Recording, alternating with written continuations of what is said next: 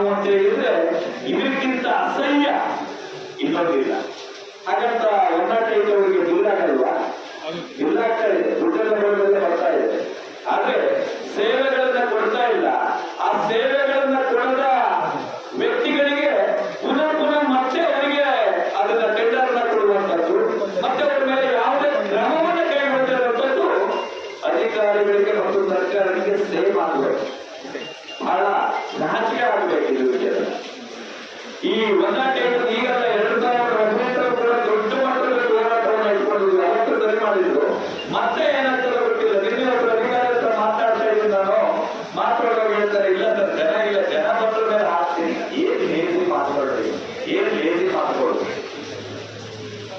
ತಕ್ಷಣಕ್ಕೆ ನೀವೇನು ಹಣ ತಗೊಳ್ತೀರೋ, ಸರ್ಕಾರದಿಂದ ಹಣವನ್ನು ತಗೊಳ್ತೀರೋ, ಟೆಂಡರ್ ತಗೊಳ್ತೀರೋ, ಅದು ತಗೊಂಡ ನಂತರ ಕೆಲಸ ಮಾಡಬೇಕಾಗಿತ್ತು ನಿಮ್ಮ ಕರ್ತವ್ಯ, ಕೆಲಸ ಮಾಡಿಸಬೇಕಾಗಿತ್ತು ಅಧಿಕಾರಿಗಳ ಕರ್ತವ್ಯ. ಇಲ್ಲಿ ನಿಮ್ಮಿಬ್ಬರ ಕರ್ತವ್ಯ ಲೋಪ ಎಂದು ಕಾಣಿಸ್ತಾ ಇದೆ. ಕರ್ತವ್ಯ ಲೋಪ ಎಸಗಿದ್ದೀರಿ ನೀವು. ಜನ ಒನ್ನಾಟೈದು ಸೌಲಭ್ಯ ಸಿಗಲ್ಲ ಅಂತ ಬರುವಂತ ಮಟ್ಟಕ್ಕೆ ಕಂಡಿಟ್ಟಿದ್ದೀರಲ್ಲ, ನಾಚಿಕೆ ಆಗಬೇಕು. ಯಾರಿಗೇ ಆಗಲಿ, ಜಿಲ್ಲಾಡಳಿತ ಆಗಲಿ ಅಥವಾ ನಮ್ಮ DHO ಸಾಹೇಬರ ವ್ಯವಸ್ಥೆ ಆಗಲಿ, ಆರೋಗ್ಯ ಇಲಾಖೆದಾಗಲಿ ಅವರಿಗೆ ನಾಚಿಕೆ ಆಗಬೇಕು. ನಿನ್ನೆ ಸಂಜೆ ನಮ್ಮ ಇವರು ವೇಲ್ಸೆಟ್ರು ಮತ್ತು ಹೇಳಿದ ತಕ್ಷಣ ಡ್ಯೂಟಿ ಕಾಲದಲ್ಲಿ ಫೋನ್ ಮಾಡಿದೆ ನಾನು. ತಕ್ಷಣ ಇವತ್ತು ಮಾಡಿ ನನ್ನ ಲೈನಿಂಗ್ ಕೊಡ್ತೀನಿ ಅಂತ ಕೂಡ ಹೇಳಿದ್ದೀನಿ ಅವರಿಗೆ. ಲೈನಿಂಗ್ ಕೊಡ್ತೀನಿ ನಾನು, ಇದನ್ನ ತಕ್ಷಣ ಬಗೆಹರಿಸಬೇಕು ನೀವು ಅಂತ ಹೇಳ್ಬಿಟ್ಟು. ಇಲ್ಲ ಏನಿದೆ ಅಂತ ತಕ್ಷಣ ಯೋಚನೆ ಮಾಡ್ತೀನಿ ಅಂತ ಹೇಳ್ಬಿಟ್ಟು ಹೇಳಿದ್ದಾರೆ. ಈಗ ಬೇಕಾದ್ರೆ ನಾನು ಲೈನಿಂಗ್ ಕೊಡ್ತೇನೆ ಅವ್ರನ್ನ. ಯಾಕೆಂದ್ರೆ ಈ ಮಟ್ಟಕ್ಕೆ ಸತಾಯಿಸುವಂತ ಕೆಲಸ ಆಗಬಾರ್ದು. ಇದು ಒನ್ನಾಟೈದು ಯಾಕೆ ಕ್ಲೋಸ್ ಮಾಡ್ಬಿಡಿ, ಬೇಡ.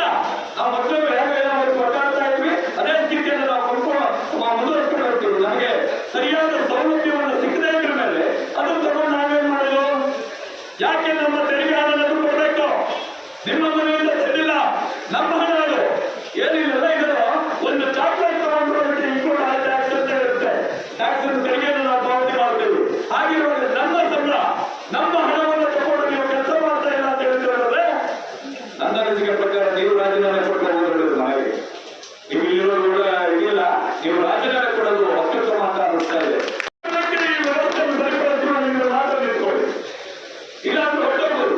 ಯಾಕಂದ್ರೆ ನಾವು ಅದನ್ನು ಕೇಳ್ಕೊಂಡು, ನೀವು ಹೇಳಿದ ಕೇಳ್ಕೊಂಡು ನಾವು ಹಂಗೆ ಹೋಗ್ಬೋದು, ಮತ್ತೊಂದು ಓಡ್ಬೋದು, ಇನ್ಯಾರೋ ಸ್ವಲ್ಪ ತಕ್ಷಣ ಓಡ್ಬೋದು, ಇಲ್ಲಾಂದ್ರೆ ಅದು ಬೇಡ. ಸರ್ಕಾರ ವಿಧಾನಸೌಧ ಬೆಂಗಳೂರು ಅವರಿಗೆ ಮಾನ್ಯ ತಹಸೀಲ್ದಾರ ಬೈಂದೂರು ಇವರ ಮುಖಾಂತರ, ಅದೇ ರೀತಿಯಲ್ಲಿ ಆರೋಗ್ಯ ಮತ್ತು ಕುಟುಂಬ ಕಲ್ಯಾಣ ಸಚಿವರು, ಸಮಾಜಕೀಯ ಸೇನೆ ಹೇಳುವ ವಿಷಯ, ಕರ್ನಾಟಕ ಸರ್ಕಾರದ 108 ಆರೋಗ್ಯ ಕವಚ ಉಚಿತ ತುರ್ತು ಆಂಬುಲೆನ್ಸ್ ಸೇವೆ ಹಳಿ ತಪ್ಪಿದ್ದು, ಆಂಬುಲೆನ್ಸ್ನಲ್ಲಿ ಇರಬೇಕಾದ ತುರ್ತು ಚಿಕಿತ್ಸೆ 108 ಆರೋಗ್ಯ ಕವಚ ಆಂಬುಲೆನ್ಸ್ ಅವ್ಯವಸ್ಥೆಯನ್ನು ತಕ್ಷಣವೇ ಸರಿಪಡಿಸುವಂತೆ ಆಗ್ರಹಿಸಿ ಇವತ್ತಿನ ದಿವಸ 8/6/2026ರಂದು ಸಮಾಜಕೀಯ ಸೇನೆ ವತಿಯಿಂದ ಹಮ್ಮಿಕೊಂಡ ಜೂನ್ 8 ಸರಿ ಮಾಡೋಣ 108 ಧರಣಿಯ ಮೂಲಕ ಈ ಕೆಳಗಿನ ಹಕ್ಕೊತ್ತಾಯವನ್ನು ಮಂಡಿಸುತ್ತಿದ್ದೇವೆ. ಒಂದು ವೇಳೆ ನಮ್ಮ ಜನಪರ ಹಕ್ಕೊತ್ತಾಯದ ಈ ಕೆಳಗಿನ ಬೇಡಿಕೆಗಳು ಈಡೇರಿಸುವುದು ವಿಳಂಬವಾದರೆ ಇಂದಿನ ಧರಣಿಗಿಂತಲೂ ತೀವ್ರವಾದ, ರವಿಶಂಕರ್ ಹೇಳಿದಾಗೆ ಅನಿರ್ದಿಷ್ಟಾವಧಿ ಧರಣಿಯನ್ನು ಬೈಂದೂರು ತಾಲೂಕು ಕಚೇರಿ ಎದುರು ಹಮ್ಮಿಕೊಳ್ಳುತ್ತೇವೆ ಎಂದು ಈ ಮೂಲಕ ಸರ್ಕಾರದ ಗಮನಕ್ಕೆ ತರುತ್ತೇವೆ. ಅಪಘಾತ, ಅವಘಡ ಹಾಗೂ ತೀವ್ರ ಆರೋಗ್ಯದ ಸಮಸ್ಯೆಯ ಸಂದರ್ಭದಲ್ಲಿ ಸಾರ್ವಜನಿಕರಿಗೆ ಅಗತ್ಯ ವೈದ್ಯಕೀಯ ಚಿಕಿತ್ಸೆ ನೆರವಾಗುವ ನಿಟ್ಟಿನಲ್ಲಿ ಕರ್ನಾಟಕ ಸರ್ಕಾರವು ಆಗಸ್ಟ್ 14, 2008ರಂದು ಪ್ರಥಮ ಚಿಕಿತ್ಸೆ ಮತ್ತು ಆಸ್ಪತ್ರೆಗೆ ಕೊಂಡೊಯ್ಯುವವರೆಗೂ ಬೇಕಾದ ತುರ್ತು ಚಿಕಿತ್ಸಾ ಪರಿಕರಗಳನ್ನು ಹಾಗೆ ಸಿಬ್ಬಂದಿಗಳನ್ನು ಹೊಂದಿದ ಅತ್ಯಾಧುನಿಕ ಆರೋಗ್ಯ ಕವಚ 108 ಉಚಿತ ಸೇವೆ ಆಂಬುಲೆನ್ಸ್ ಸೇವೆ ಆರಂಭಿಸಿದ್ದು, ಪ್ರಾರಂಭದಲ್ಲಿ ಸಾರ್ವಜನಿಕರಿಗೆ ಉತ್ತಮ ಸೇವೆಯನ್ನು ನೀಡುತ್ತಾ ಬಂದಿರುವ ಆರೋಗ್ಯ ಕವಚ ಆಂಬುಲೆನ್ಸ್ ಕ್ರಮೇಣ ಈ ವ್ಯವಸ್ಥೆಯು ಸಂಪೂರ್ಣ ಹದಗೆಟ್ಟಿದ್ದು, ಇವತ್ತು ನೀವು ಮಾಡಿ ಹೋಗಿರ್ತೀವಿ. ನಿನ್ನೆ ಪರ್ಯಾಯ ವ್ಯವಸ್ಥೆ EMT ಮತ್ತು ಡ್ರೈವರ್ ಬಂದಿದ್ದಾರೆ ಸರ್. ಅದು ನಿನ್ನೆ ಮಾಡಿದ್ರೆ ಸ್ಟಾರ್ಟ್ ಮಾಡಿದ್ದೀವಿ ಶನಿವಾರದಿಂದ. ಹೌದಾ ಸರಿಯಾಗಿದೆಯಾ? ನಮ್ಗೆ ಗೊತ್ತಿಲ್ಲ. ಕೆಲಸ ನಿರ್ವಹಿಸ್ತಾ ನಾವು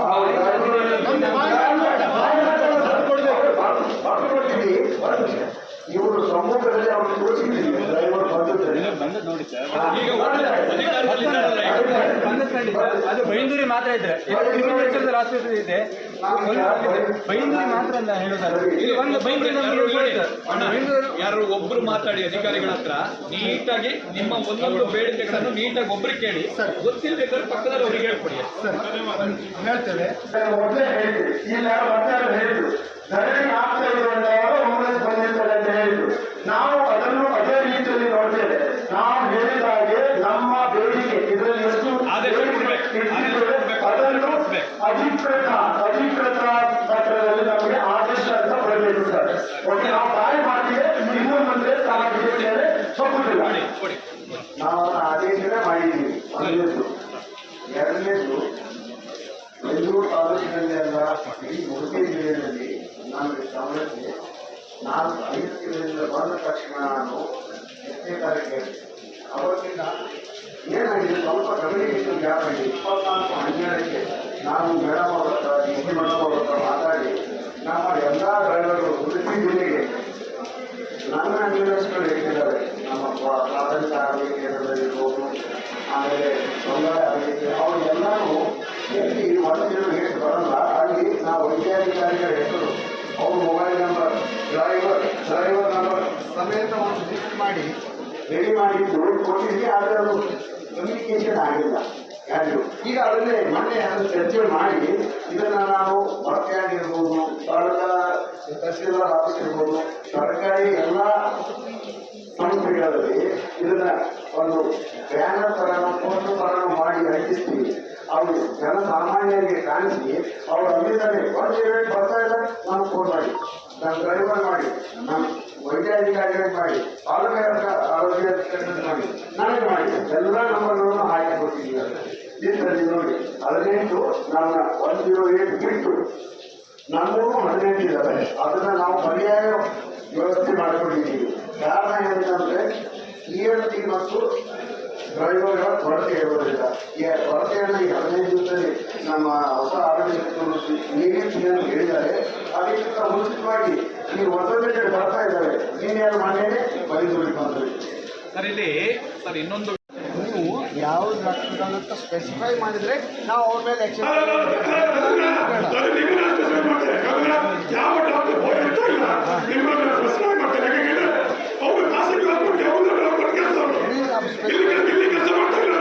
ಇದು ಸ್ಪೆಸಿಫಿಕ್ ಆಗಿ ಅವ್ರ ಹೆಸರು ಮೇಲೆ ಕಂಪ್ಲೇಂಟ್ ಕೊಟ್ರೆ ಅವ್ರ ಮೇಲೆ ಆಕ್ಷನ್ ಆಗುತ್ತೆ. ತಕ್ಷಣ ಕಂಪ್ಲೇಂಟ್ ಮಾಡಿಬಿಡಿ. ಯಾವ ಅಧಿಕಾರಿಗಳು ಪ್ರತಿಯೊಂದನ್ನು ನಾವೇ ಕಂಪ್ಲೇಂಟ್ ಮಾಡ್ತಾರೆ. ನೋಡ್ಬೇಕಲ್ಲ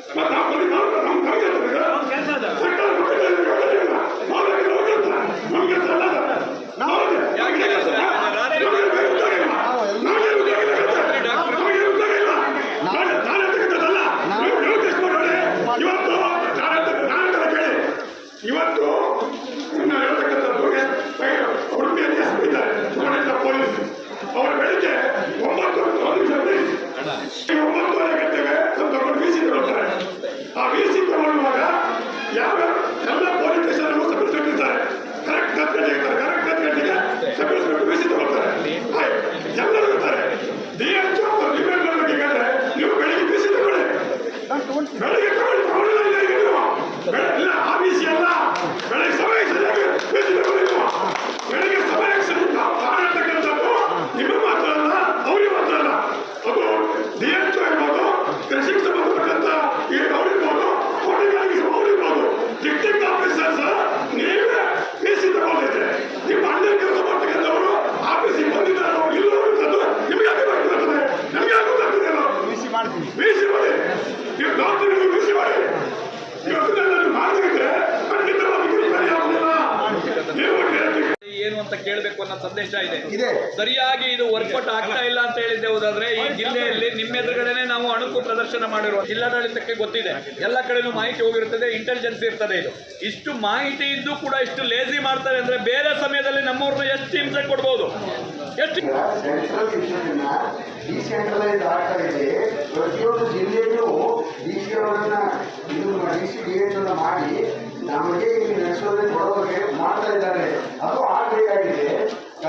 ಅದು ಆಗಲವರಿಗೆ ಜನ ಬದುಕಿರ್ತಾರ. ಆಕ್ಸಿಡೆಂಟ್ ಆದ ಮನುಷ್ಯ ಬದುಕಿರ್ತಾರ. ಹಾಗಾದ್ರೆ ನೋಡಿ ಒಂದು ನಿಮಿಷ ಎನ್ಕ್ವೈರಿ ಮಾಡಿ ಅವ್ರ ಮೇಲೆ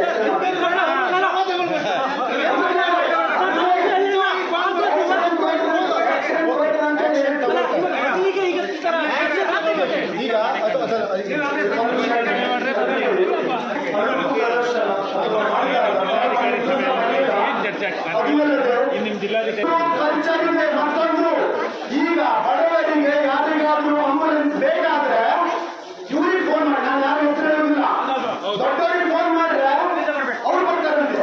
ಈಗ ನೋಡಿ, ಇಲ್ಲಿ ಒಬ್ಬರು ಫೋನ್ ಮಾಡಿದ್ರೆ ಏನಾಯ್ತು, ಫೋನ್ ಕಟ್ಟಾಯ್ತು ಅಲ್ವಾ, ಆಂಬುಲೆನ್ಸ್ ಬಂತ ಇಲ್ಲ, ಆಂಬುಲೆನ್ಸ್ ಕೇವಲ 1.5 ಕಿಲೋಮೀಟರ್ ಹತ್ರ ನಿಂತಿದೆ. ಅದೇ ರೀತಿಯಲ್ಲಿ ಬೈಂದೂರಲ್ಲಿ ಹಳ್ಳಿಗಾಡು ಪ್ರದೇಶ ಎಷ್ಟಿದೆ, ಅಲ್ಲಿ ಫೋನ್ ನೆಟ್ವರ್ಕ್ ಕೂಡ ಇರುವುದಿಲ್ಲ. ಅಂತ ಸ್ಥಳದಲ್ಲಿ ಈ ತರ ಪರಿಸ್ಥಿತಿ ಆದ್ರೆ ಬಡ ಜನರು ಏನ್ ಮಾಡ್ತಾರೆ, ನೀವೇ ಹೇಳಿರ್ತಾರೆ, ಏನ್ ಮಾಡ್ತಾರೆ? ಅದು ಅಲ್ಲದೆ ಈಗ ದೊಡ್ಡವರಿಗೆ ಬಂದ್ರೆ ದೊಡ್ಡವ್ರು, ನಾನು ಹೇಳುವುದಿಲ್ಲ, ಮತ್ತೆ ಒಬ್ರು ರಾಜಕೀಯ ವ್ಯಕ್ತಿಗಳು ಅವ್ರಿಗೆ ಫೋನ್ ಮಾಡ್ಬೇಕು, ಯಾರು ಬಡವರು ಅವ್ರಿಗೆ ಫೋನ್ ಮಾಡ್ಬೇಕು. ಅಣ್ಣ ಇವ್ರೆ ಪೂಜಾರ ಶೆಟ್ರ ಒಂದು ಕಳ್ಸ್ಕರ, ಅವಳು ಅಂತವ್ರು ಬಂದ್ರೆ ಮಾತ್ರ ಬರ್ತದೆ. ಅಂತಹ ಪರಿಸ್ಥಿತಿಯನ್ನು ಕೂಡ ಬೈಂದೂರಿನ ಜನತೆ ನೋಡಿದ್ದಾರೆ.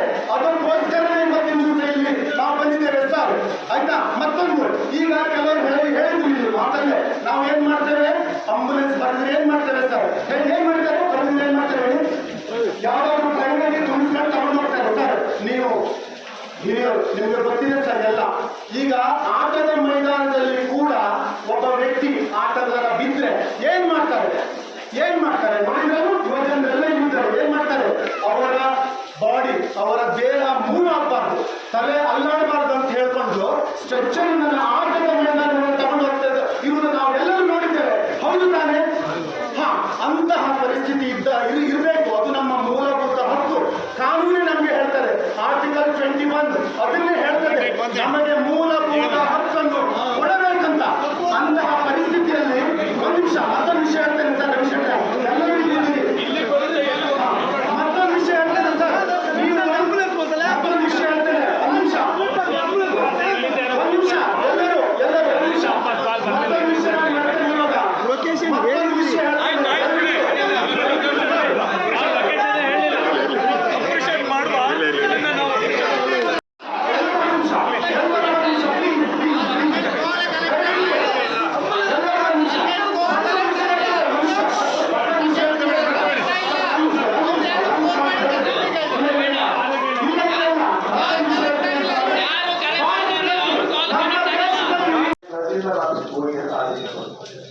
ಆ ರೀತಿಯಾಗಿರುತ್ತೆ. ನೀವು ಮಧ್ಯದಲ್ಲಿ ಯಾವಾಗ ಪೊಲೀಸ್ ವಾಪಸ್ ನಿಮಗೆ ಬರುತ್ತೆ ಅಂದ್ರೆ, ಗುರುತುಗಾರ ಪ್ರದೇಶದಲ್ಲಿ, ಗೊತ್ತಿರುವ ಪ್ರದೇಶದಲ್ಲಿ ಅವ್ರು ಹೋಗ್ತಿರ್ಬೇಕಾದ್ರೆ ಆ ಡ್ರೈವರ್ಗೆ ನಿಮ್ಮ ಕಡೆಯಿಂದ ಕಾನ್ಫರೆನ್ಸ್ ಕಾಲ್ ಆಗ್ತಾರೆ. ಆವಾಗ ನೀವು ಕಾನ್ಫರೆನ್ಸ್ ಕಾಲ್ ಬರುತ್ತೆ, ಆಮೇಲೆ ಮಧ್ಯದಲ್ಲಿ ಅವ್ರು 2-3 ಮಾತಾಡ್ತಾರೆ. ನೀವು ಡೈರೆಕ್ಟ್ ಲೊಕೇಶನ್ ಬಂದಿದೆ, ತಹಸೀಲ್ದಾರ್ ಆಫೀಸ್ ಹೋಗಿ ಬೆಂಗಳೂರು ತಹಸೀಲ್ದಾರ್ ಆಫೀಸ್ ಅದು ಅಷ್ಟೇ ಆಗಿರೋದು. ಇದರಲ್ಲಿ ನಾವು ಜೂನ್ 8 ಸರಿ ಮಾಡುವ 108 ಪ್ರತಿಭಟನಾ ಹಕ್ಕೊತ್ತಾಯ ಸಭೆಗೆ ಆಗಮಿಸಿದಂಥ ಪ್ರತಿಯೊಬ್ಬರಿಗೂ ನಮಸ್ಕಾರ ಮಾಡ್ತಾ, ಏನು ಬೈಂದೂರು ಭಾಗದಲ್ಲಿ 108 ಅಸಮರ್ಪಕ ಸಮಸ್ಯೆ ಏನಿದೆ ನೋಡಿ, ಅದರ ಬಗ್ಗೆ ನಾವು ಮೂಲವಾಗಿ ವಿಚಾರ ತೆಗೆದಾಗ, ಯಾರು ಈ ಸಮಸ್ಯೆಯನ್ನು ಪರಿಹಾರ ಮಾಡಬೇಕು, ನಿಜವಾಗ್ಲೂ ಈ ಸಮಸ್ಯೆಯನ್ನು ಪರಿಹಾರ ಮಾಡಬೇಕಾದವರು ಸರ್ಕಾರ, ಮಾಡಿಸಬೇಕಾದವರು ಯಾರನ್ನು ಹೇಳಿದ್ರೆ ಅದು ಸ್ಥಳೀಯ ಜನಪ್ರತಿನಿಧಿ ಆಗಿರಬೇಕಿತ್ತು. ನಮ್ಮ ದುರಂತವೇನೋ ಗೊತ್ತಿಲ್ಲ, ಆ ಸ್ಥಳೀಯ ಜನಪ್ರತಿನಿಧಿಯ ಜವಾಬ್ದಾರಿ ನಾವು ಸಮಾಜಕ್ಕೆ ಸೇನೆ ಹೊತ್ತುಕೊಂಡು ಈ ಒಂದು ಸಮಸ್ಯೆಯನ್ನು ಪರಿಹಾರ ಮಾಡುವ ನಿಟ್ಟಿನಲ್ಲಿ ನಾವು ಸಾಕ್ತಾ ಇದ್ದೇವೆ.